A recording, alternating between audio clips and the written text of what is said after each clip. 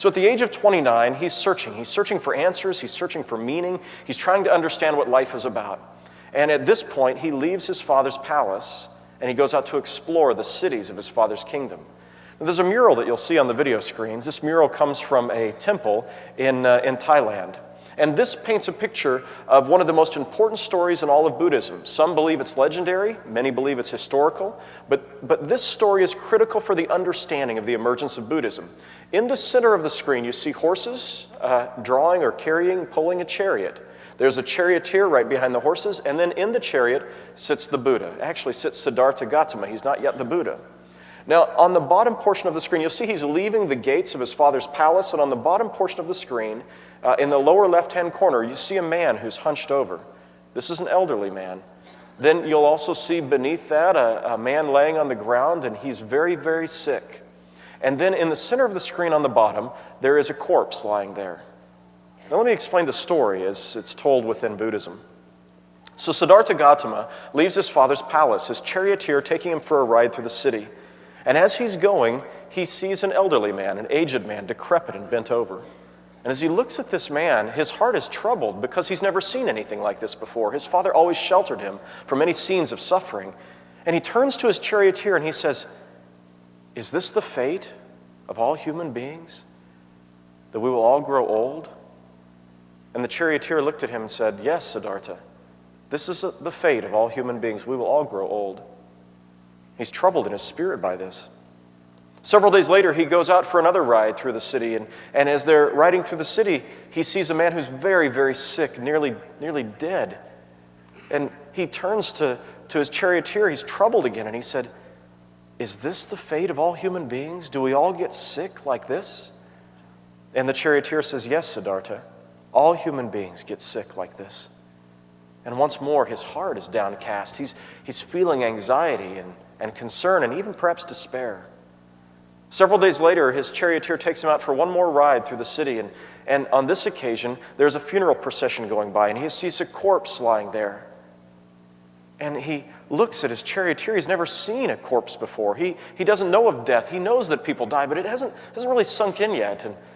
And he turns to his charioteer. You could almost feel his heart beating faster and faster. "Is this the fate of all people? Will all of us die?" And the charioteer turns to Siddhartha and says, "Yes, Siddhartha, all of us will die someday." Well, he goes back to the palace, and in this moment, he's experiencing anxiety, fear, confusion.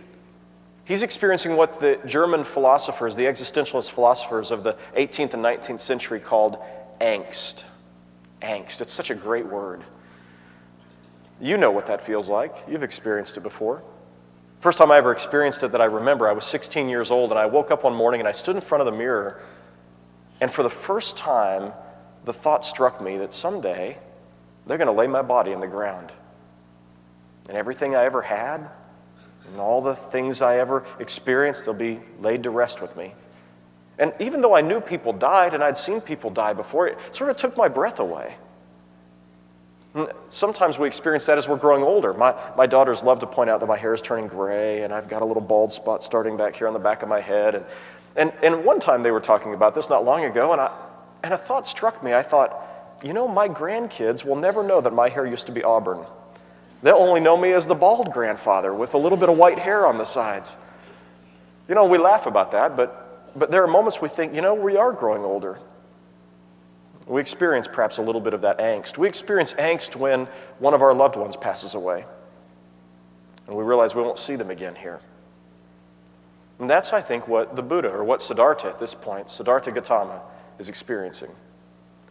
Now, how do you live in a world where you have that kind of angst? How do you live with the despair or the anxiety or the suffering that you know is all around you? Everything is transient. Nothing is permanent. There is nothing that's going to be with you forever. You can't take anything with you. How do you live in a world with that kind of knowledge? That's what he's wondering as he's searching for truth.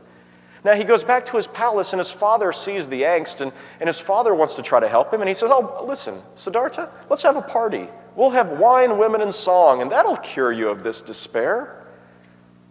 But he had wine, women, and song, and he had all the possessions he could possibly have, and as you already know, none of that can take away that angst. So one night, as his wife and his son are sleeping, he looks on them one last time, and then he leaves the palace to try to find the answer to human suffering.